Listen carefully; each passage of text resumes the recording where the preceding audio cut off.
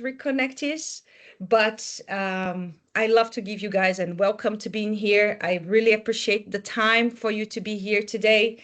As you already know, Reconnect is a community of high performance people, founders, executives, business leaders, investors, and curious minds who wants to grow, move, and connect through human stories. And that's why we do the Fireside Chats. The Fireside Chats is a way for us to connect in between the live experiences that we have here in Europe, which, by the way, I have a very exciting news to say that our next live event that's going to happen in 2 weeks in France is sold out. Woohoo! So that's very exciting.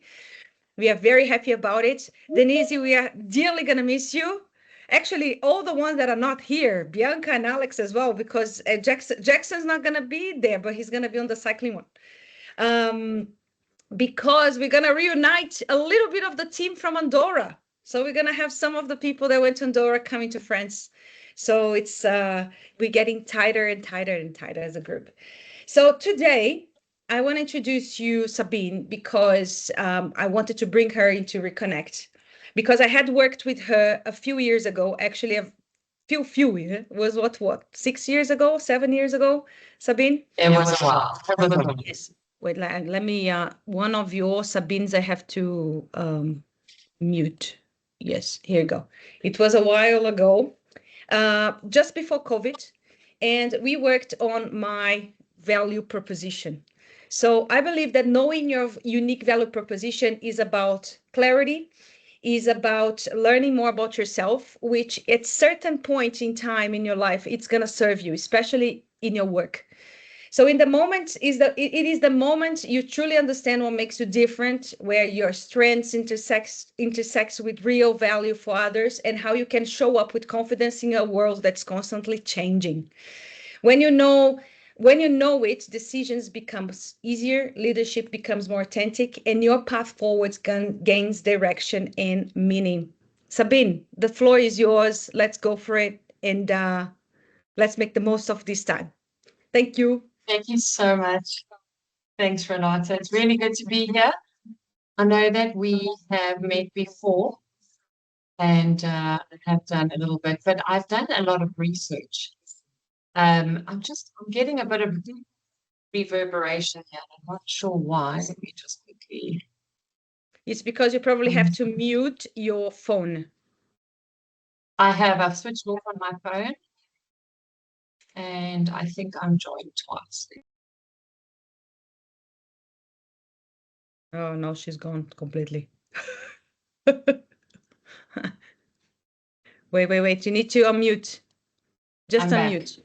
Yes. Okay. I think everything is fine now, technically. Right. So thank you so much for having me here. It's really good to be back. I'm very excited about it. I think the biggest thing I said to Renata the other day is that being in this audience specifically is a little different to who I normally serve, because I'm specialized in entrepreneurs. I'm an entrepreneur myself, and I work with entrepreneurs every day, helping them ideate and come up with business ideas that fit them to the T. And what I've found is that when people are not connected with what it is that they do, it has huge consequences. And when I was doing my research, I found that in 2022, Deloitte found that over 70% of C-suite executives were actively considering leaving their roles. And that wasn't because of pay or performance or even ambition to do something else. It was actually because of unfulfillment. And then what's even more striking, or what was really striking to me, is that in Deloitte's 2023 follow-up study, that number didn't improve. It actually increased to around 75%. And, you know, whilst these aren't junior employees, these are really highly accomplished leaders and people who have climbed the ladder and earned status and influence and financial security. And yet 3 out of 4 were asking the same question: is this really it?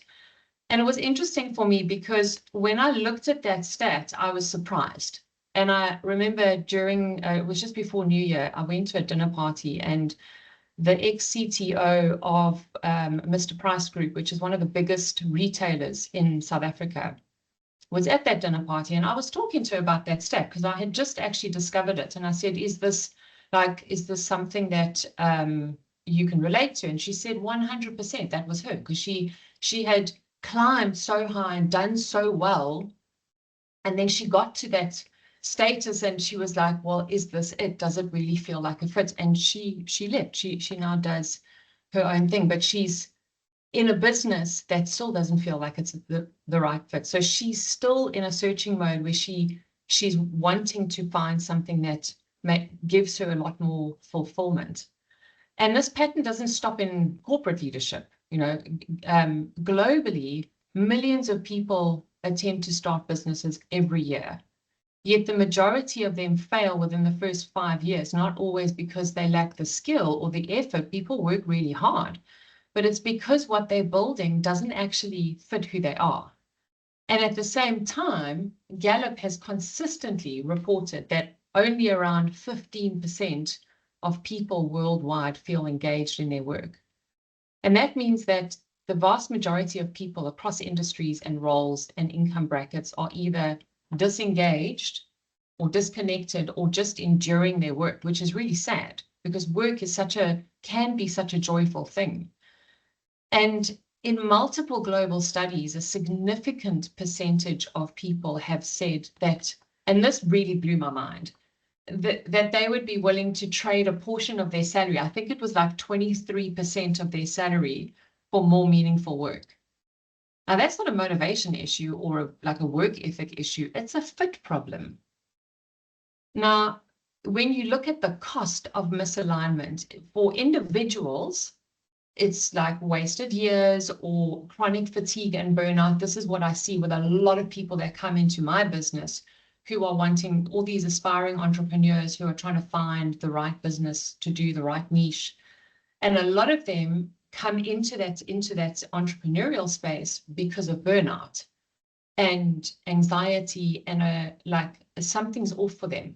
And I always thought until recently that burnout was as a result of just hard work. And now that is a big thing. At that same dinner party, there was another woman who worked for a gaming company in South Africa. And she's got I don't know what exactly she does, but she's got some senior role. And she was saying how her staff, her team are so overwhelmed because they just have too much work. And so for entrepreneurs, it shows up as businesses that never get traction or constant pivoting without clarity or like just effort without momentum. They're not actually gaining momentum. I'm just going to plug my computer in.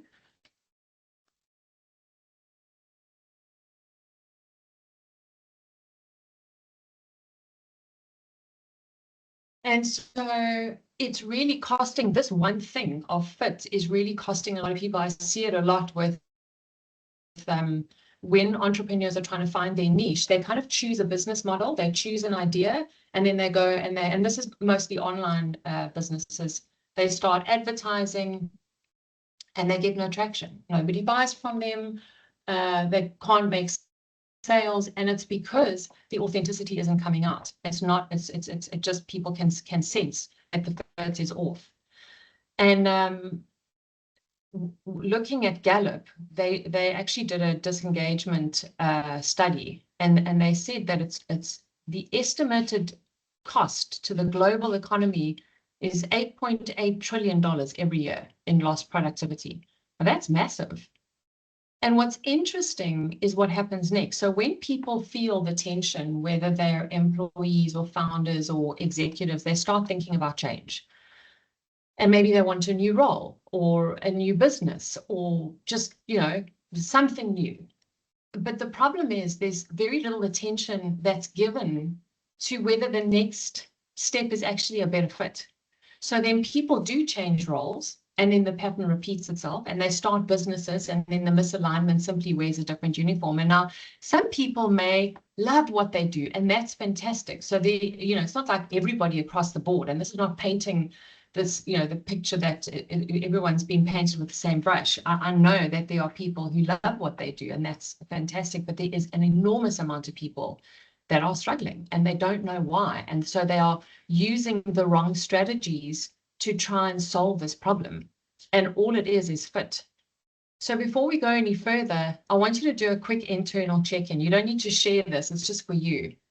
But on a scale of 1 to 10, how confident are you that you could pivot if like your role or your industry or your business changed tomorrow?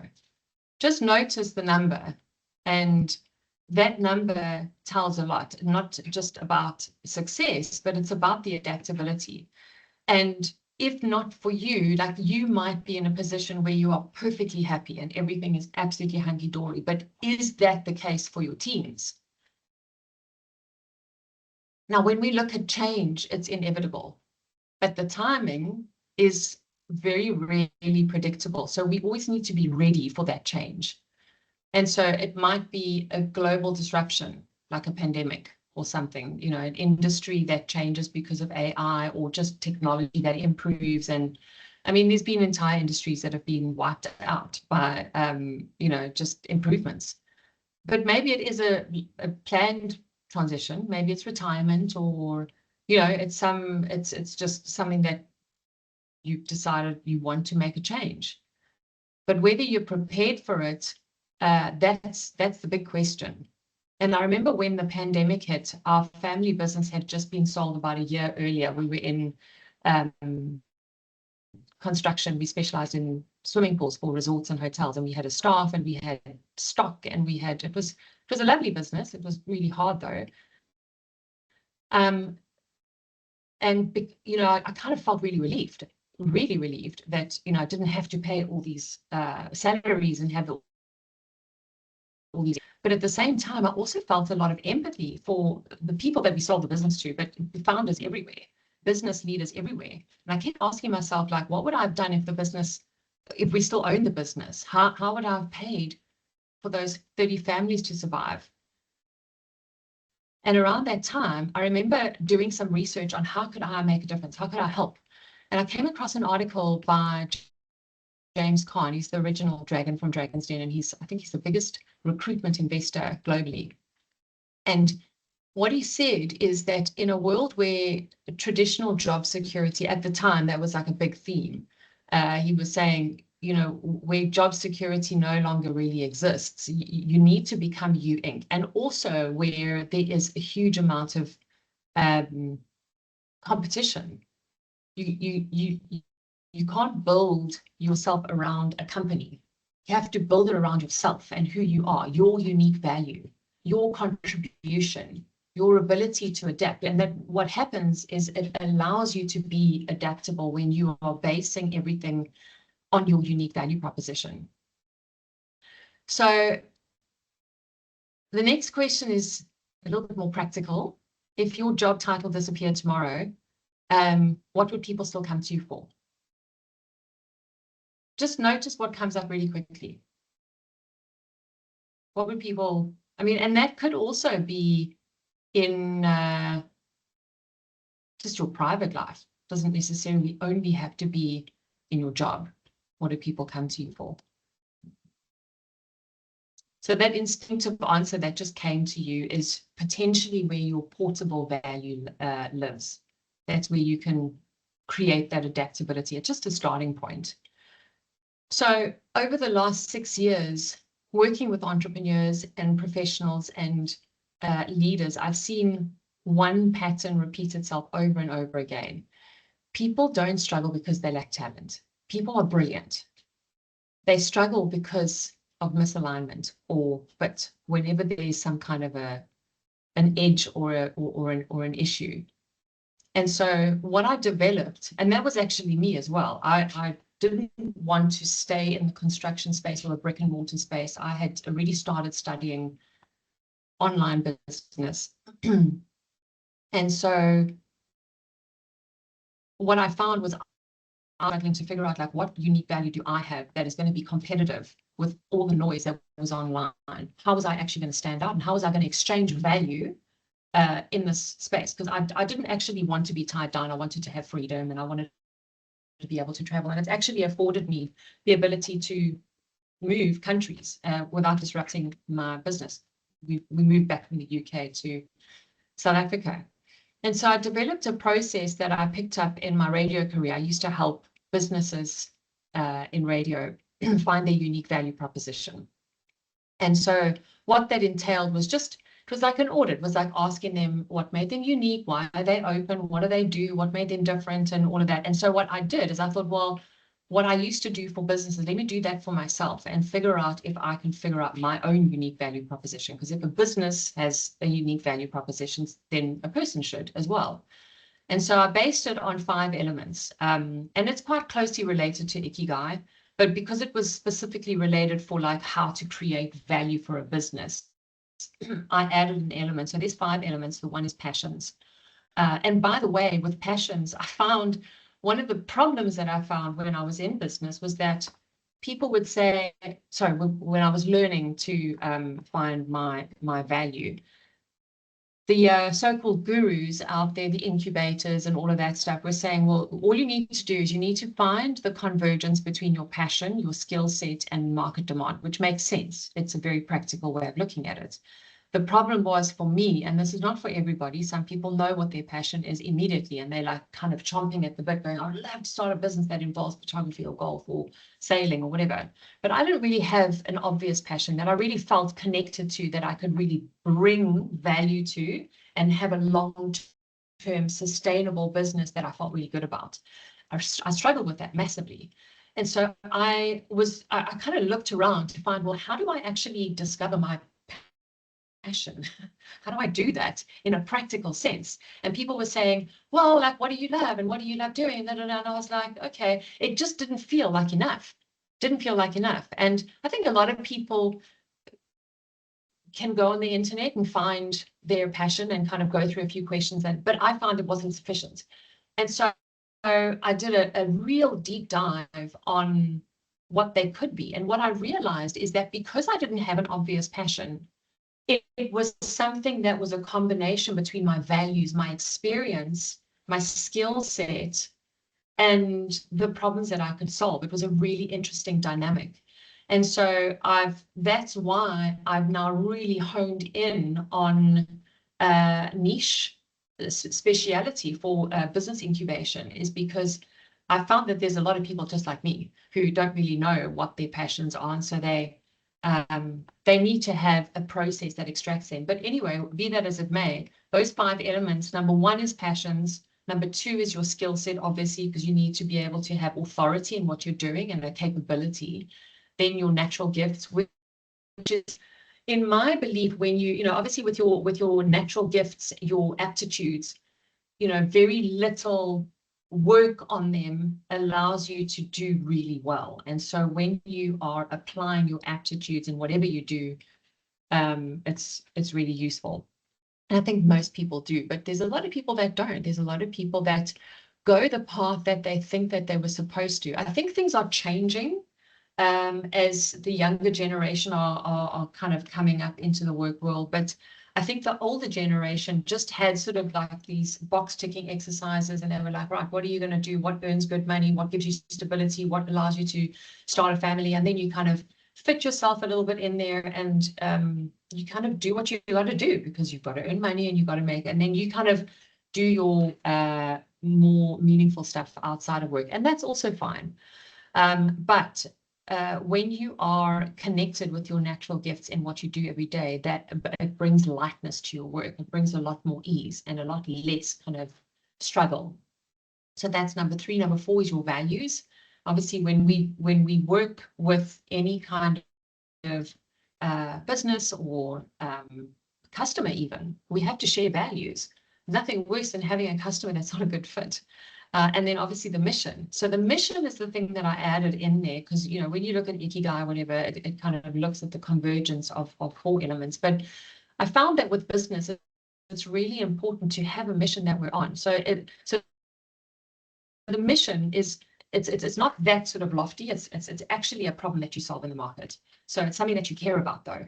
So it's something that ties in with your passions, your skills, your natural gifts, your values, but it allows you to solve a problem that you care about. And when you look at the statistics with especially like Gen Z and the younger generations, they really want, there's this saying, purpose over paycheck. People, and I did a post the other day and I got a response from somebody who said purpose-driven careers are the new flex, and I thought that was quite cool. So what I wanted to share with you is, if you let me share my screen, I just haven't done it before on here before. My very first clients that I worked with, just share here. Oh, there we go. My very first clients that I worked with was two guys who lived in Dubai, and a barbecue. This guy here, Ross, he's actually my sister-in-law's brother. Didn't really know him that well. We're sitting with each other at a barbecue, and I said to him, "So what do you do for a living?" And he's just like talking, like taking blood out of a stone. He was like, "Yeah, I work in digital security." So I was like, "Oh, wow, that's fascinating." And he was like almost rolling his eyes. He was like so disengaged, and it was so hard. And I was feeling so uncomfortable. And I went, "Oh, well, like, so what do you do for fun?" He completely lit up. He's like, "Yeah," and he's like covered in tattoos. And he goes, "I love doing adrenaline sports and helping people, like, know that it's not that expensive and you can do it and whatever." And I said to him, now I hadn't started this business. This was like 7 years ago. And I said to him, "Well, what if you could turn your passion into a business?" I knew that it was possible, but I was like, surely you could do that. And so I did a test. So I helped them to create Dead Man's Click. And it's all about, they call themselves purveyors of mischief, and they, create masters of mayhem. And they do these, like, they've come from the Marines. And so they love adrenaline sports, they love working out, they love drinking and partying. And so they combined all of those things into a business. I just want to see if I can find their Instagram to show you some of the stuff that they've done. But they've got merchandise, they have got retreats that they do. They take people away on like these boot camps to Thailand. And they do really, really well. They even started a coffee brand, and they've done so well. But whilst, and this is what I found quite interesting, they didn't have any money to pay me, and I was just starting out, figuring out what I was going to do. And so they offered me a share in their business. They said, "Well, we'll give you a share in our business." I was like, "Wow, what a brilliant idea!" And I thought about it. I really thought about it. And as much as I really like them, like such fantastic guys, really, really cool, I knew that our values were misaligned. I knew that we didn't share the same values, and that if I did accept, there would be conflict in the road ahead. And it was, I think, then when I realized how important values were. And so just some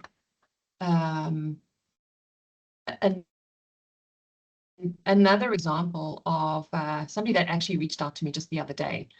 Or in fact, before we do that, I want to ask you, which one of the 5 elements, so out of passion, skills, natural gifts, values, and the unique mission that you could be on, and again, you don't have to share it, but what do you feel is the most underutilized in the work that you do at the moment, whether you're running a business or whether you're in corporate or whatever it is that you're doing? The 5 values is passion, natural gifts, values, mission. Which is the 5th one? So it's passion, skills, natural gifts, values, and mission. Okay. Didn't put in the order. We're just putting here.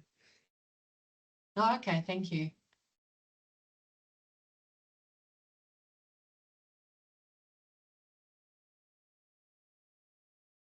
Yeah, so just give that a little bit of thought and consider, and what's really nice about that as well is that you might look at that and go, actually, you know what? I'm using all of these things in what I'm doing. I feel really aligned. That's really amazing. And no wonder you don't feel burnout. So if you're using all of them, you're probably really happy in what you're doing, and you're probably not experiencing burnout. You probably are experiencing fulfillment and balance and all the good things. Not to say that if you've got all of those, like life is perfectly hunky-dory and everything is just unicorns and roses, because especially when we work with the things that we care about, we're going to work hard. We're going to do, we've got work ethic and all of that stuff. And there's no guessing why you're sitting in the positions you're sitting in, because you have high work ethic and standards. So yeah, another client that I worked with, she'd been in corporate for many years. I think she was in HR actually. And she came to me to start a business, wasn't really sure what she wanted to do. And she did the discovery process.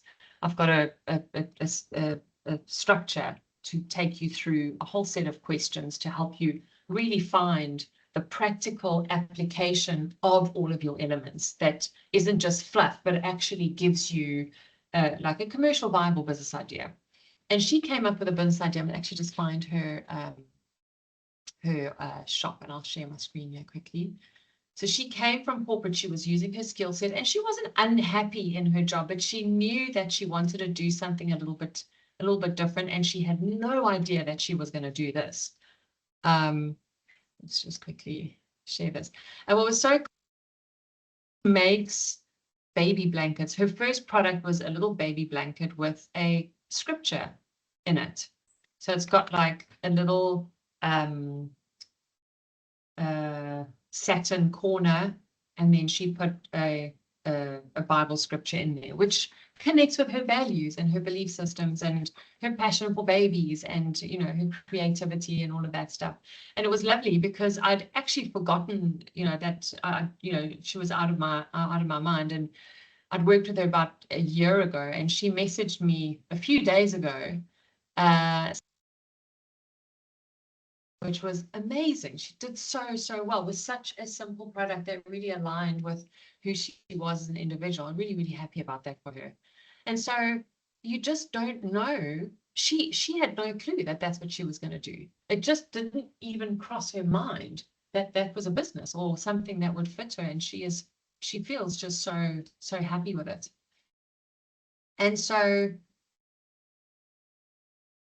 when your fit is right, it affects you psychologically, even physiologically, and socially and professionally.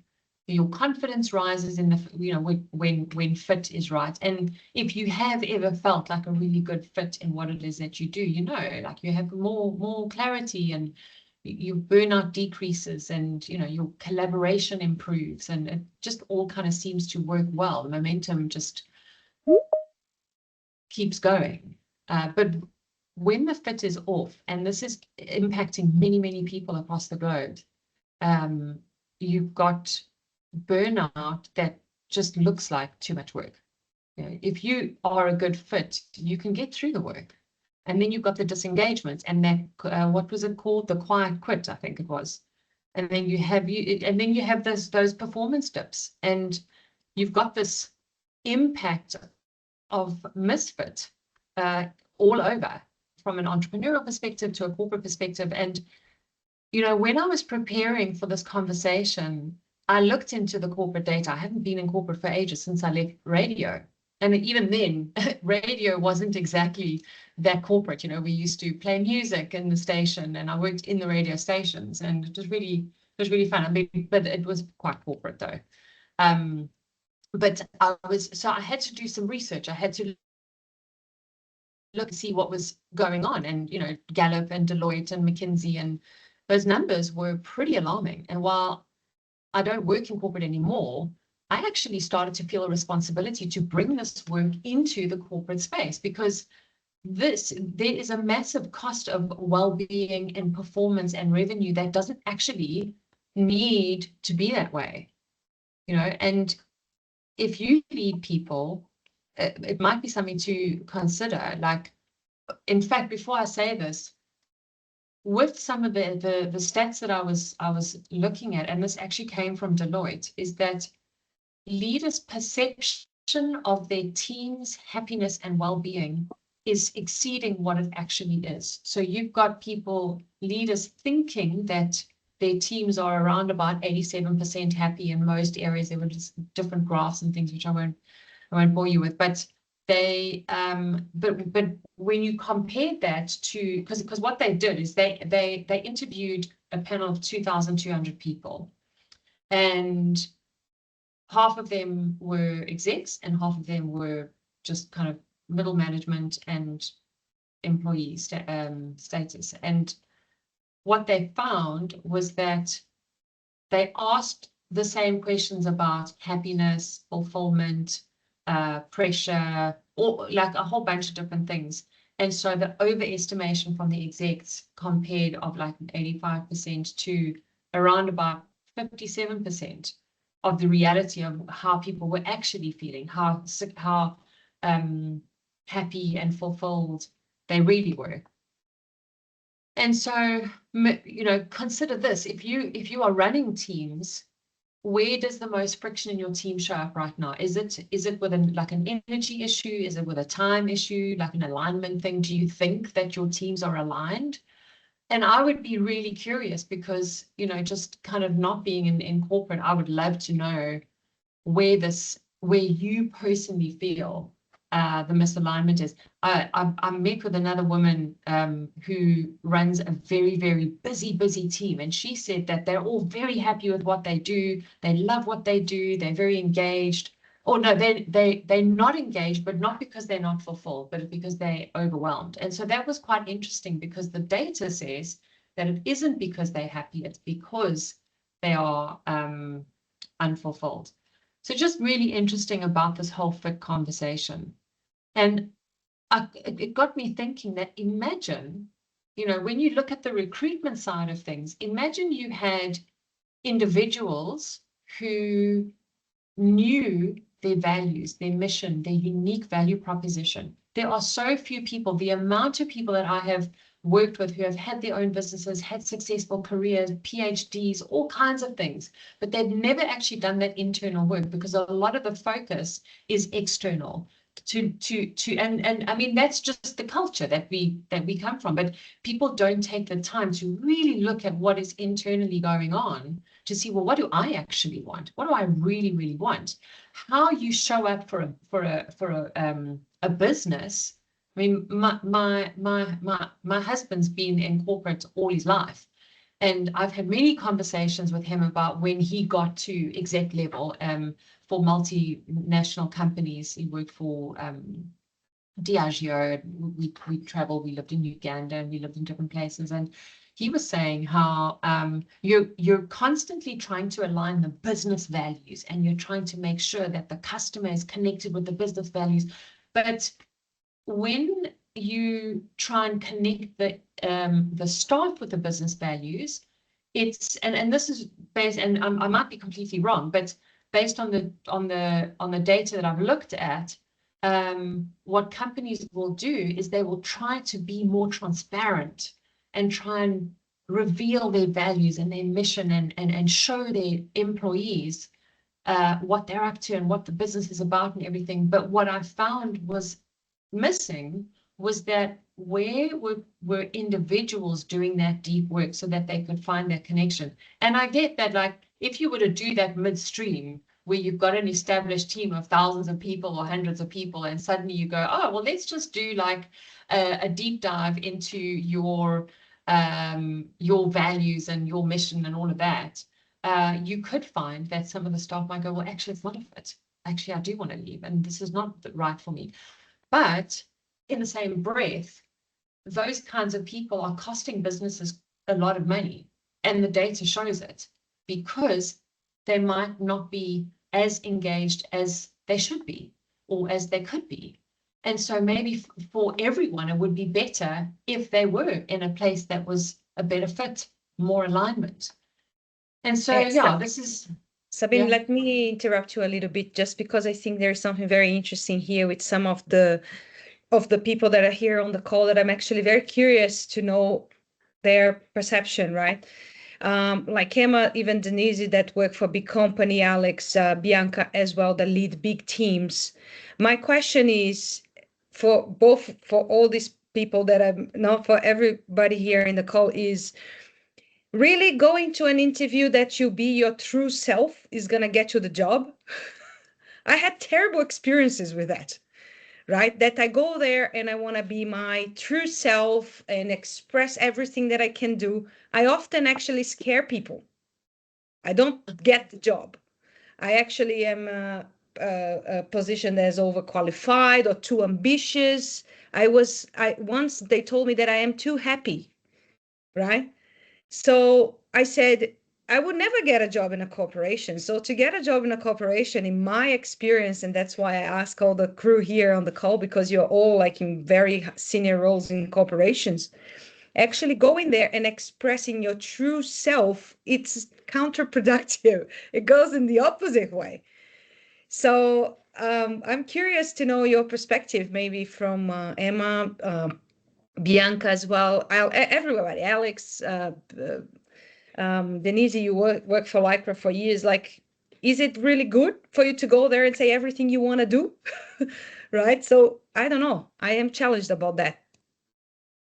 I think, Renata, Sabine raised an interesting point about culture before. And culturally, I think there's huge differences in terms of the way corporations act in different countries. And I've seen that firsthand moving from Australia to Spain. And to your point about being your true self, I think you're very right in that being your true self can sometimes be detrimental, but I think at a lower, not a lower level, like when there's a job to fill and there's many people to fill it, like you don't want somebody who's outgoing, going to do all these additional things. Like culturally, I find Spain being very hierarchical, and it's like, I want someone who's going to do what they need to do in that position and nothing else, because people are coming to work with a job to do and they only need to do that job. And if they've got ambitions to do something else, sometimes that's not seen as the best approach. But then conversely, your point again from culturally, it's very hard from a management perspective to ask those questions to be like, is your team engaged? Are they happy? Because the answer is probably no. But at the same time, there's also, it's a job. Again, it's a cultural difference. Like here, and Denise, you've got more experience than me in terms of the international, experience from a Spanish standpoint. But I find here in Spain, people just want a job. Like they don't want to climb the corporate ladder. Many people come into an organization, it's a safety net. They're happy to be there for 25, 30 years. They don't really care what they do as long as they've got a job. And so to ask the question, are you happy? It's kind of like, well, no, but who's happy? Like who has a job where they're happy? And your point, like 80% of people are looking to leave, but that's cultural. Get a job, keep it, you're safe. Don't ask questions. Don't stick your head up. Like just do what you need to do and come to work, do a good job, leave and live your life. So there's kind of like this survival mode that I don't want to see Renata as being somebody who's going to grow and flourish and can bring all these things, because she just needs to do a job. Yeah, interesting. I actually have a question for you. Based on what you just said, do you find that is a cultural thing across age, or that it's maybe changing a little bit with people entering, or like, what are you seeing? It's changing quite a bit with people entering, with paycheck over purpose. And yeah. Like my organization is a prime example. So I work in the renewable energy space, innovative infrastructure. So we actually get people who are like, I want to work for a company that has the same values as me. And so we're now as an organization going, we're very Spanish, but we're also international, and we've had kind of a position that says, come and work for us because we can help. Come and work for us because we're doing good things for the planet. Okay, so you can help us do good things for the planet. Whereas now we're looking at, we have to switch that narrative, because it's like, come and work for us because we can help you do good things. It's not about the organization doing good things. It's about how can the individual do good things, because that's part of their value proposition. So you'll get people going, I want to work for a company that has the same values as me. And if, pay is required, obviously, but I'm willing to work for a lower salary if the organization is the right fit. Yeah. But and so people are, they're picking now who they want to work for, and if they don't like your values, they won't work for you. Whereas we've typically gone, of course you'll work for us. We're a multinational company. Everybody knows who we are. Like you, of course you want to work for us, but it's not. It's changing, but it's taking some time to change. Right. That is fascinating. I actually love what I'm hearing. That's really good. It sounds really positive, actually. Alex, go for it. Thank you. I wasn't going to try to answer all these questions that came up, but I think someone you asked just now, Sabine, is that a generational thing or not? I don't think necessarily it's a generational thing. I think it's more, and maybe it falls under your item number 5, the mission. People have different reasons why they look for a job. As Emma said, some people want to achieve something, do good, feel good about themselves. Others just want a paycheck. And I know people, my generation, who just go to work to make money. They don't really care much about the job as long as they can live their life outside work. And then I've had, just by chance today, lunch with about 12 or 15 young lawyers from Germany who were working in Australia for 3 months. And I had a conversation with a couple of those young ladies about, how hard you have to work in a law firm, how to get with somewhere, whatever. And they were both saying they have, in their age group, their colleagues, people who go, I just do this to make money. And there's people obviously there who really are passionate about it and want to have a career and are ambitious and driven and all that stuff. So I think you find that in all generations. What we may have nowadays, people are a little bit more open about it than they used to be. Because I remember going at the beginning of my career, you felt like obviously you had to be ambitious because that's what expected, and everyone's supposed to be ambitious. And I had people in my teams in the past, when an open role came up, I had people apply for the role who were very good at their role, and they weren't cut out for that next level. But they thought they had to show interest in that next role. And so what I think we may be finding these days, that people are a little bit more open to admit, I don't want to have that next job. I'm happy where I am. And that's the sort of people you need. And that's where Emma says, some people just want a job. They don't want to climb the ladder. They just want to have, where they're happy with the level they are. I just think maybe nowadays people are a little bit more open about it. But the other thing, and that is again also the mission thing, I think of it, is this misalignment potentially. So, and Renata, when you said you get frustrated in your corporate job, maybe cut out for big corporates, but and I know you a little bit to know, like you may, when you said people are scared of you, you may overwhelm people. At the end of the day, though, it's probably a good thing that you then didn't get these jobs, because if they didn't want to hire you because of that, then you would have not been a good fit for that business anyway.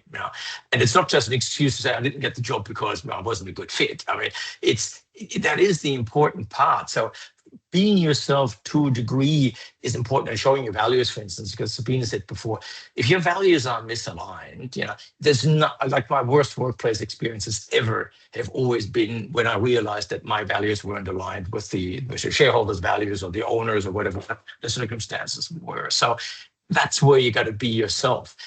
I mean, you sometimes got to adjust a bit what you do, what you say to the job and the person on the other side of the table, because not everyone is so flexible in their mind. But the certain things, the things that are important for you, for me, for instance, always been my values, those you got to be true to yourself. And you can't pretend to be something else, because you're going to hate your job anyway. So I think that's sort of where you need to be honest enough, because you don't want that job if you are yourself and don't fit in, then, like, unless you're absolutely desperate for a job, why would you want to do that? Yeah. And there is long answer, but let me just compliment you, Alex. Alex, is that what happens as well is that sometimes your passion, you can be very passionate about something and very good at something that actually doesn't give you the money to survive as a job would, right? So you have to do that as a side hustle. So I don't know about your friend that did the things for the babies or things like that. So I don't know how much that thing can scale for her to say, right, I can have all the things that I want and support the family with 3 kids, right, in private school and trip and because I'm doing. So there is, I think, a fine line as well, right? I think that when we have the chance to take the risk of doing the things that we want to do, that, you know, eventually we'll get there. You are, yeah, I don't know. It's just thinking out loud. Yeah, I think that's a very good point. Like you can't just take a passion because then it becomes just a hobby. You have to look at it in like as a holistic approach where it has to be realistic, especially if you're starting your own business. You know, the buck stops with you and you have to know how to make money. You have to know how to make a profit. It's tough.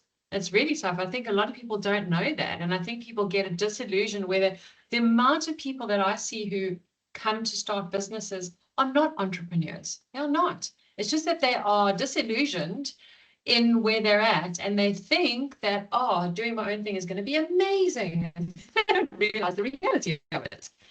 And yeah, you really have to get that sweet spot between the passion and skill set and using your aptitudes and the values and all of that stuff. So yeah, it's really interesting, like what you say, Alex, about how some people are being more open about it and more like, well, actually, I am just here for the money, and that's okay. What I wonder about, and this all this research that I'm doing is because of this presentation that I've done, because I've only focused in the entrepreneurial space, and I'm actually fascinated. I actually would love to do work in the corporate space because I'm starting to see like these statistics are quite sad. So even if somebody goes, right, I'm gonna do law or finance or whatever because it's got good money, stability, and I'm in it for the money, at some point the burnout is going to happen because there's that friction. And so and that's fine. So maybe there's an era in your life where you operate and you do the thing and whatever, and then you come to your 50s, your 40s, your 50s, your 60s, whatever, and you go like, right, it's time for change. And that's the point where you go around, what are your 5 elements? What is like the right fit for you? That you're going to be in flow and you feel amazing. So yeah, so interesting talking to you. Yeah. Jackson. I actually have a question, sort of. I wonder whether there's a little bit of an inevitability about the lack of productivity and the lack of fit in the corporate world. I just wonder how many people, if they really looked at those 5 points that you have for your individual value proposition, would actually fit in middle management, for example. How many people would actually, I'm going through a process at the moment where we have to hire a new cleaner.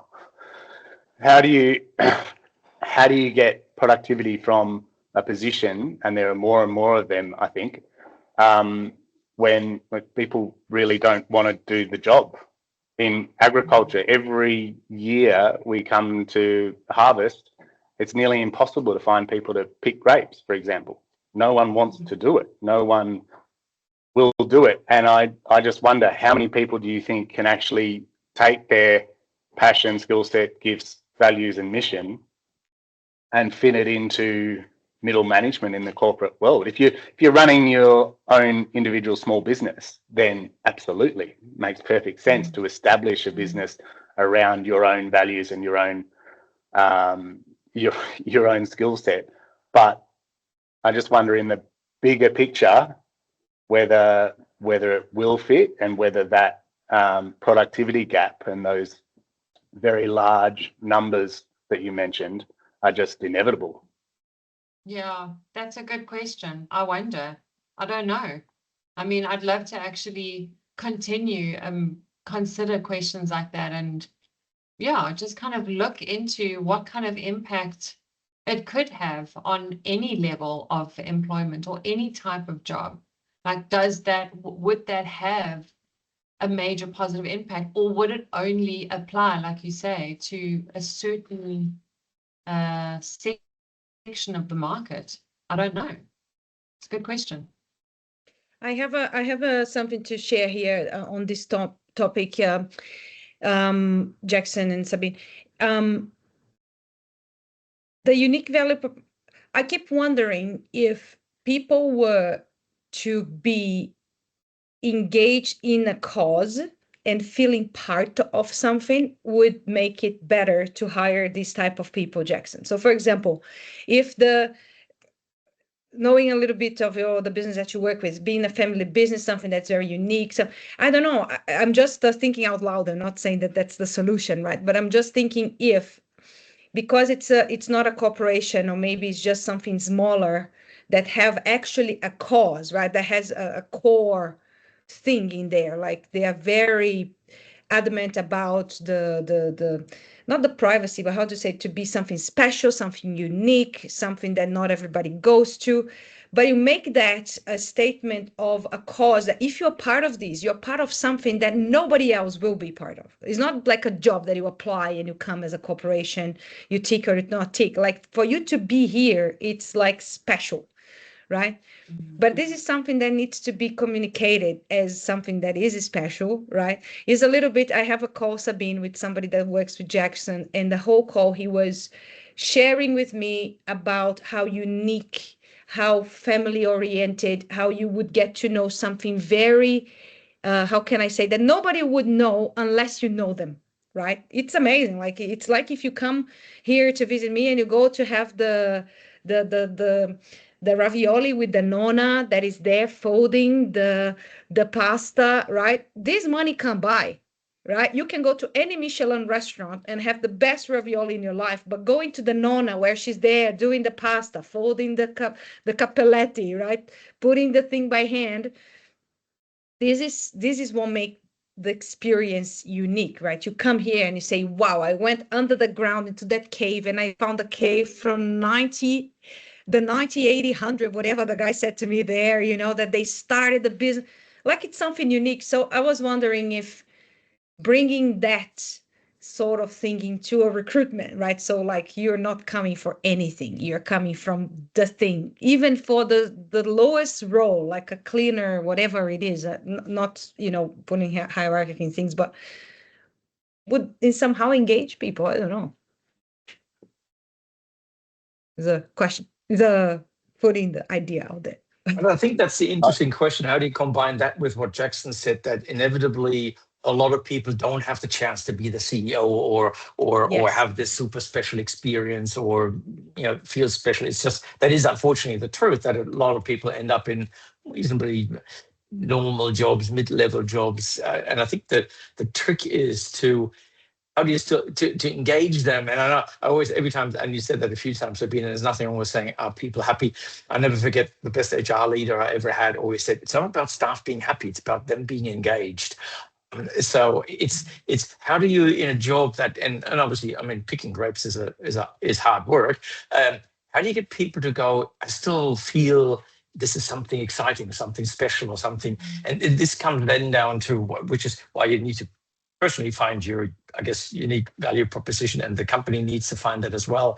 I've been, over the last few years, the companies I've run, I used to be in a really sexy infrastructure like MI, and that was all, everyone got excited about building the biggest hospital or the biggest tunnel or whatever. You then get into customer service industries at the sort of in a low interest category where no one really cares what you do.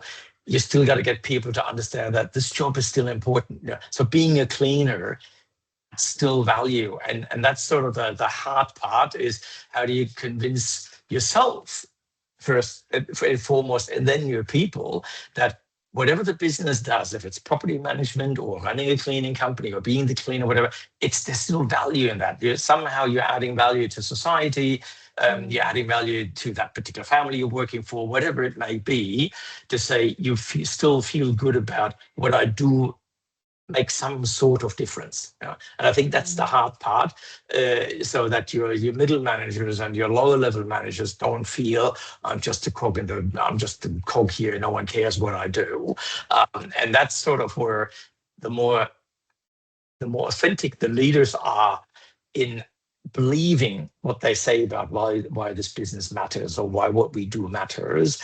You can only do that if you really genuinely believe it yourself. If the leaders don't believe in it, then your people are not going to buy. It's like when you're a parent and you're trying to teach your kids something and you don't believe in it, your kids will pick that up within seconds that you're authentic, and your staff will the same way. So the trick, Renata, is, I think, to work out how do you get your the whole business to get excited about what you do, that it is somehow special, where you're like, we're better than our competitors because we're still cleaning houses or whatever it may be, but yeah, we do that differently. We do it with more passion. We care about the result or the quality of the work, whatever it may be. That's sort of, I think and that comes back to obviously the point of your conversation about the unique value proposition. It's not always something super sexy and something super big and building your own business or whatever. It's something, often it's making something that looks quite mundane and boring, still identifying the value in that boring task. You know, what's interesting, Alex, about what you say is that when I'm coaching aspiring entrepreneurs, when they're building their brand, so it's at that brand level where you go, well, what is going to differentiate you? There's so much competition, there's so much noise. How are you going to be differentiated but with everybody else? And it's actually the why, like you say. Like, why do you do what you do? Because you're going to be doing what millions of other people are doing. But the reason you do it is what's going to make you stand out, and why somebody else wants to do business with you, which is exactly what Emma was saying, is like, we're a sustainable or renewable energy company, and we do this because of this, that, and the other. This is our mission, and this is why we're doing it, because we want to see a world that looks like that. And then you go, oh my gosh, that's amazing. I really want to be part of that. And so when you're engaged in sort of mundane tasks, you know why you're doing it. And if people, I mean, imagine people were so close to what it is that they cared about. I remember working with a woman who had no clue what she wanted to do. She had done so many different jobs. When we got to the heart of what she really cared about, you know what it was? It was getting clean water to people that didn't have it. She got so emotional about it. She cried. She was like, I want to go and work for UNICEF. I want to go into Africa. And I was like, and she never thought about it. She was so moved. She was like, I don't care what I do for them.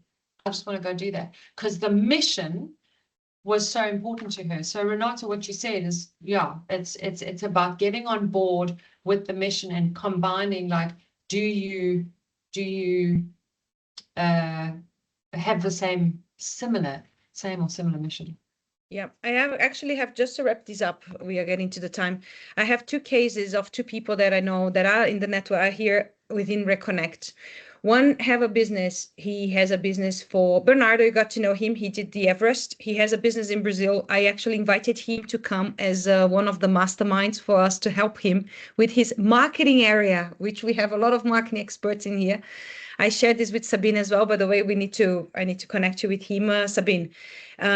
What's happening with Bernardo, for example, is he has a company for over 25 years now. He's an event company. He delivers extreme sports.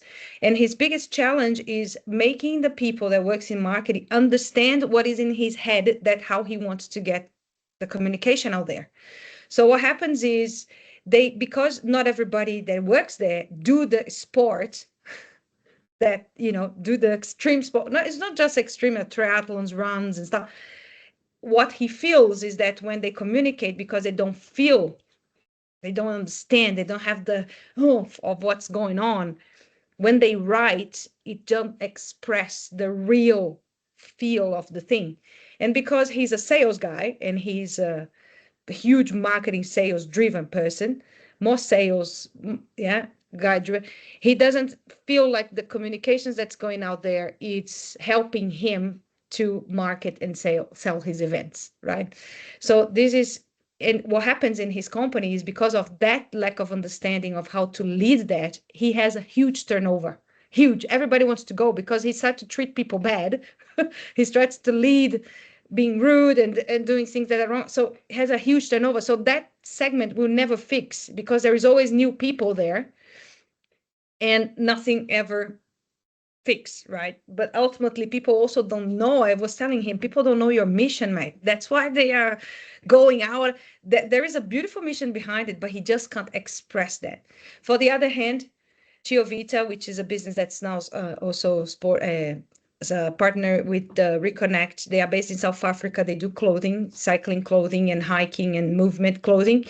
They have a mission with the community from South Africa, and people are looking to work for them. They said, like, sometimes we have just too many people wanting to be here, because it's just the pole opposite.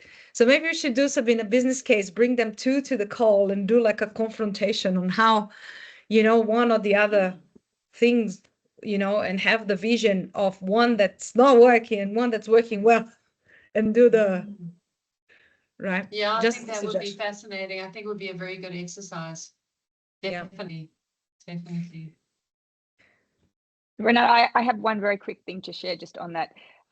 Years ago, or a couple of years ago, I met with the country head of Australia for Patagonia, because we were looking at sponsoring some different stuff, and I went to speak to him about the opportunities that we had, and he said to me, like, we don't sponsor things. We find that we take our sponsorship budgets, and instead of giving it to another corporate or an event, we give it to our staff. So we actually ask them to submit their proposals for what they could do with the money within their own communities. And then we give that money to them in their own communities, and they take that money, and maybe it's their children's sports club or, a dance school or whatever it is. But they said the return on investment that they get just from value add within the business that brings, because people want to work for a business that supports what their staff do. They're like, it gives us so much more value that, Wow. Giving 10 people $5,000 is so much stronger than giving one organization 50,000, because that $5,000 has such a big impact in a small community. So I just thought that was a really interesting kind of approach, because saying these are our values as a corporation, but we want you to take these values and instill them in your community. And it paid them back in spades. It was really interesting. That's so good. That is interesting. There is a quote that says, right, a person that feels appreciated do more than they expected, right? So it's there is something about when you're working for somebody else that they appreciate what you do, right? And they give back in different ways. Don't necessarily need to be money, right?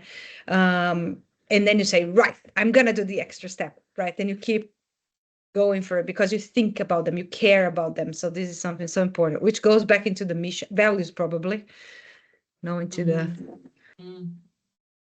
Yeah, team. because We could be here forever now.